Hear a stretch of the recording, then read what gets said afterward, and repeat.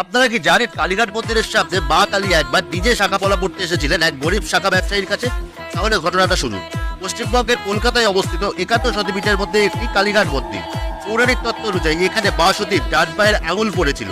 একবার চৌরম্বগিরি নামের এক ঋষি এই স্থানে একটি আলোর রশ্মি দেখতে পায়। কাছে গিয়ে দেখে ওটা একটা কালো পাথর। এরপর ওই ঋষি পাথরটি নিজের কাছে রেখে দেয়। ওই দিনই মা কালী ওনাকে স্বপ্নাদেশ দেন যে ওই স্থানেই একটা মন্দির তৈরি করতে। এরপর ওই ঋষি ওই স্থানে ছোট্ট একটি মন্দির তৈরি করে এবং মা কালীর মূর্তি বানিয়ে ওই পাথরটি মূর্তির মধ্যে রেখে দেয়। এরপর সাবর্ণ রায়চৌধুরী এই মন্দির বড় করে তৈরি করেন। আজ থেকে প্রায় ২০০ বছর আগে এক গরিব শাখা ব্যবসায়ীর সারাদিনে কিছু বিক্রি না হওয়ার জন্য সে কালীঘাট মন্দিরের সামনে এসে কাঁদতে লাগে। তখন মা কালী এক বিবাহিত মহিলার রূপে এসে ওনার থেকে শাখা পড়েন। পরের দিন দেখা যায় মা কালীর মূর্তিতে নতুন শাখা পরানো আছে। ওই ব্যবসায়ী এই কথা জানার সাথে সাথেই বুঝে যায় যে ওই মহিলাটি মা কালীই ছিলেন।